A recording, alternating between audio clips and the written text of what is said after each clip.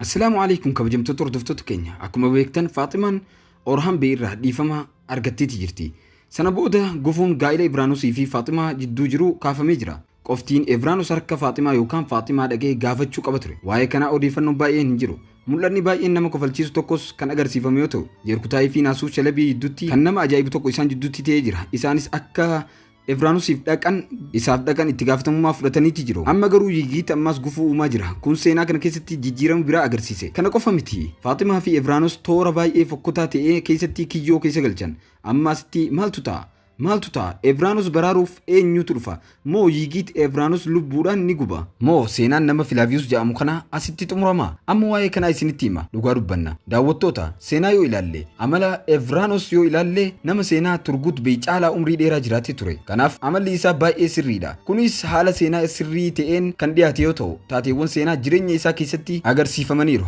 Kun agarsiifameera. Dhugaadhumatti Evraanos Bey kan Orhaan Bey hoogganaa Akinjii godhee ture waan inni hojjetes argine. Seenaa keessatti kanuma ture. Mahammad Fatiilar Sultaanii keessatti kan agarsiifame ilma Evraanos Bey Ali Bey suuraa irratti kan gartan kun sanyii isaati. Kanaaf Evraanos Bey amalli isaa akka xumuramu kana malees leenca ta'ee sarootaaf gaafiin hin jiru ajjeefamuun gaarii hin ta'u. Eeyyeen kan akka hantuutatti boolla keessatti dhokotee jiru Yigiit Bey hoogganaa guddaa akkasii jabaa kana Booraan Bey ajjeese. Amma yoo harka Yigiit sanaatiin madaa'ee dogoggora guddaa ta'ee fudhatama ture. Amma garuu gaafii waa'ee Faaximaa fi Filaaviyuusiiti. Bakka itti marfaman tanatti maaltu ta'a dhiiroo? Daawwattoonni asitti wanti lama akka ta'u ni argatu. Tokkoon duraan dursee Faaximaa fi Filaaviyuus kophaa isaanii jiru. Yigiit immoo waraana guddaa qaba ture. Evraanos ofuma isaatiin miliquu hin danda'u. Kanaaf Yigiit asitti loltoota wajjin dhukaasa itti ni bana. Evraanos dhukaasa xiqqoomiin ni miidhama yookaan ammoo namni isa gargaaru tokko as jiraachuu danda'a. Wareegamuu Booraan Bey irratti hundaa'ee yookaan sheedummaa ta'uu isaa irratti hundaa'ee aktarri tokko haarooni akka dhufu nutti ni agarsiifama. Kunis Kunur Bey ta'uu danda'a. Kana ta'uu danda'a. Booraan Bey erga ajjeesee fi ija jabina kana booda Yigiit Bey ammas waan isaaniif malu ni du'a. Sana booda battaluma sanatti Evraanos fi Faaximaan akkuma daawwattoonni waggaa dheeraa eegaa turanitti isaan illee wal fuudhu. Sargiin isaanii kunilleen akka Yigiit ajjeesaniin booda ta'uu danda'a innitti yaadna. Daawwattoota eenyutu Evraanos baraaruuf dhufa jettaniiti yaaddu? Koomentii jalatti nuuf barreessuu hin dagatina isiniin jenna. Akkasuma xiinxala keenya irratti yoo yaada qabaattan yaada keessan karaa koomentiitiin nuuf qooduu hin dagatina. Akkasuma viidiyoo keenya